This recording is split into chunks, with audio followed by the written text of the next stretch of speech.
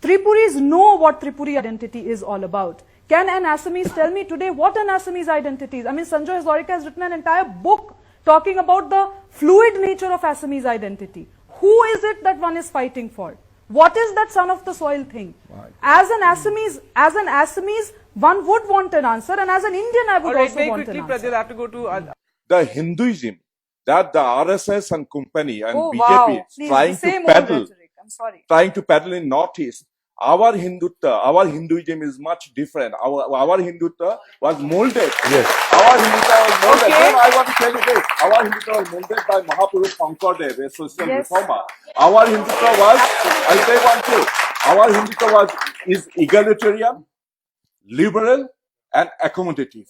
So we have accommodated all sorts of people. It's a very broad concept. Assamese identity is one thing, that is the assimilation.